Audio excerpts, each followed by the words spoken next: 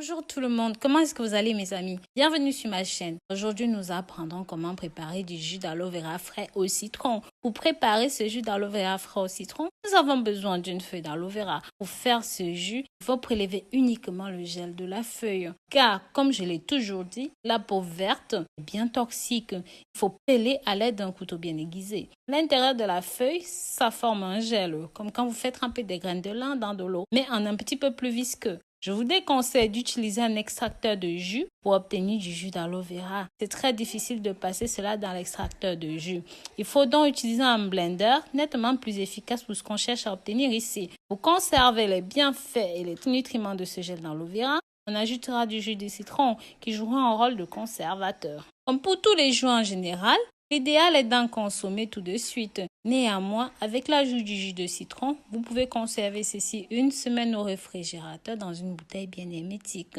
Si vous n'aimez pas le goût du jus d'aloe vera, vous pouvez ajouter une cuillerée à soupe de miel ou même un sirop de goyave de qualité crue ou même du gingembre. Et cela reste facultatif. Vous pouvez obtenir un gel d'aloe vera plutôt qu'un jus en supprimant un maximum d'eau dans la recette ci-après.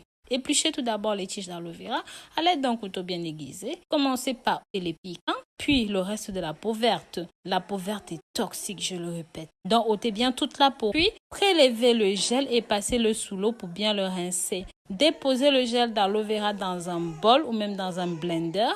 Versez par-dessus votre jus de citron. Ajoutez le miel si vous en avez ou même si vous le souhaitez. Versez par-dessus un tout petit peu d'eau. Mixez bien le tout. Servez aussitôt. Versez dans une bouteille stérilisée. Stockez le reste au réfrigérateur. Avec beaucoup plus de précision, commençons par couper les feuilles d'aloe vera près de la tige. L'idée est de tirer le meilleur parti de ce mélange. Mettre immédiatement le mélange dans un verre avec de l'eau, puis laisser reposer pendant au moins 12 heures.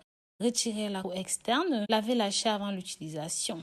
Elle est d'ailleurs déconseillée aux femmes enceintes ou même aux femmes qui allaitent, ainsi qu'aux enfants de moins de 12 ans. Tout usage alimentaire prolongé est également déconseillé. Maintenant que la mise en garde est faite, on peut passer à la suite. Bienfaits de ceci. Les bienfaits de l'aloe vera sont nombreux. Ceci contient de nombreuses vitamines, des sels minéraux, des oligo-éléments comme la vitamine A, B1, B2, B3, B6, B9, B12. Ceci contient aussi des éléments tels que le fer, le calcium, le cuivre, le phosphore, le potassium, le chrome, le magnésium, le manganèse, le sélénium et le zinc. Ça contient également 7 ou même 8 acides aminés essentiels. Il est réputé pour la santé du système digestif. Personnellement, c'est surtout pour cette vertu spécifique que je l'utilise.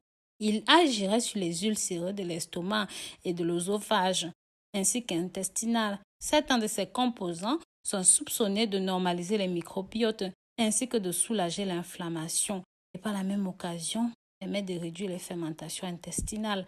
La feuille d'aloe vera est aussi utilisée pour ses bienfaits sur la peau. Elle est cicatrisante, considérée comme un antioxydant. Elle est donc anti-vieillissante, que ce soit sur la peau ou même sur l'organisme. Ça agit comme un antibactérien, un antifongique et ça renforce également le système immunitaire. L'aloe vera est une plante qui vit dans un environnement sec, donc elle ne doit pas être conservée au réfrigérateur, bien trop humide pour elle. Ne la mettez pas dans l'eau, laissez-la telle qu'elle dans un endroit sec et aéré à température ambiante, même pendant l'été.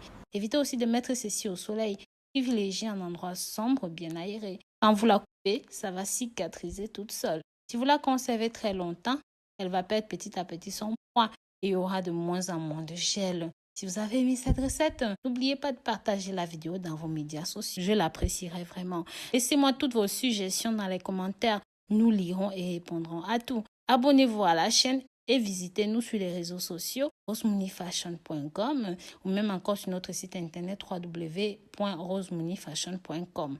Pour ma part, tout est à voir dans la vidéo suivante. Si vous êtes déjà abonné, n'oubliez pas de cliquer sur la cloche pour recevoir nos notifications et toujours être au parfum de tout ce qui se passe sur ce canal. Bisous bisous!